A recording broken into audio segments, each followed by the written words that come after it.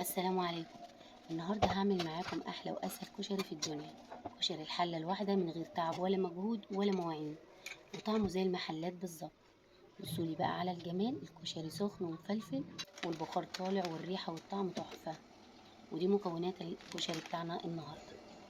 حله على النار وهنزل بنص مج من الزيت، ويكون الزيت نوعه كويس علشان بيفرق جدا في طعم الكشري.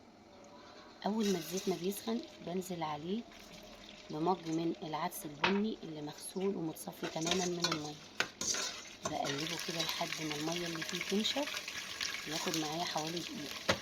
بعدين بنزل عليه بنص مج من الشعريه واقلب تقليب مستمر لحد ما يوصل معانا لون ذهبي زي ما انتم شايفين كده.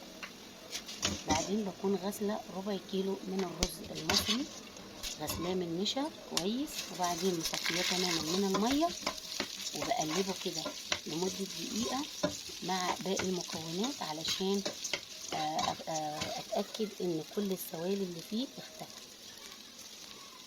بعدين بنزل عليه بحوالي كيس كده اللي هو 400 جرام من المكرونة الرفيعة. بقلب تقليب مستمر لمدة دقيقة. هنا انا مش عايزة المكرونة تاخد لون، فبقلب تقليب مستمر علشان ما تتلسعش وتاخد معايا لون وتتحمر.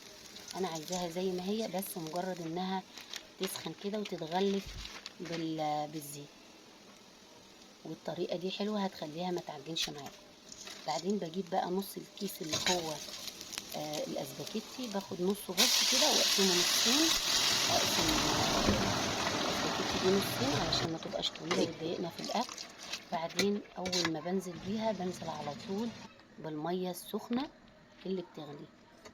بظبط معيار الرز وبيبقى حوالي عقلة الصباع فوق المقدار بتاعنا. بعدين بحط مكعب ماجي، وبعدين بحط معلقة سمنة عشان تعزز لي الطعم ومعلقة ملح. بقلب من تحت لفوق واوطي النار شمعة واسيبه يستوي. نيجي بقى للصلصة. حلة على النار بحط فيها 3 معالق كبار من الزيت، واول ما بيسخن بحط معلقة من الثوم، واول ما لونها ما يبقى ذهبي كده بنزل بربع فنجان من الخل. وبعدين بنزل بالصلصة الطماطم بتاعتنا واسيبها كده بقى تتسبك. بعد ما نملحها طبعا احط لها معلقة ملح ونص معلقة كمون واسيبها بقى كده تتسبك. نيجي بقى للدقة بتاعتنا، دقة الثوم والخل. في ناس بتعملها نية وتحط كل المكونات على بعضها، بس صراحة الثوم بيتعب المعدة، فانا جربت الطريقة دي والطريقة دي عجبتني، كانت حلوة جدا. معلقة صغننة من الزيت، واحط معلقة صغننة من الثوم، واول ما الثوم يبقى ذهبي كده بنزل عليه بفنجان من الخل وفنجان من الميه. بقلبهم، واول ما يغلوا بنزل عليهم بالملح ومعلقه كبيره من الكمون المجروش. وبعدين بنزل عليهم بنص عصره ليمونه بتدي مزازه حلوه قوي، وطعم الثوم المتحمر بيبقى حلو. دي بقى الدقه، معلقه هريسه بحمرها في معلقه زيت، بنزل عليها الطماطم متقطعه وكبشه من الصلصه اللي احنا عملناها. تمام كده. اول ما بتغلي بنسك عليها ميه. زي ما انتم شايفين الكشري طالع مفلفل ومش متعجن، كمان التسبيكه اتسبكت، ودقه الخل والثوم بقت جاهزه معانا، ودقه الشطه كمان بقت جاهزه. تعالوا بقى اقول لكم على شويه حاجات. اتبعوا نفس الطريقه ونفس التكنيك اللي عملناه في البدايه في عمل الكشري علشان ما يعجنش معاكم.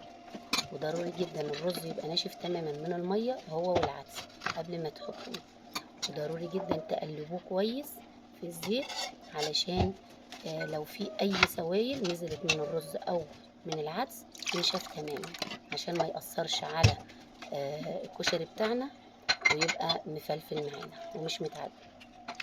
تاني حاجة بقى هقولها لكم، اتبعوا طريقة دقة الخل والثوم دي علشان بتبقى عكس اللي احنا بنعملها تماما، اللي هي ني في ني بتتعب المعدة. فهنا بناخد الطعم المحمر بتاع الثوم، وكمان عصرة الليمون الأخيرة دي بتدي مزازة حلوة جدا لدقة الخل. وبكده نكون عندنا أحلى وأسهل كشري في البيت بطعم المحلات. جربوه وقولوا لي رأيكم، وما تنسوش اللايك والاشتراك علشان يوصل لكل الناس.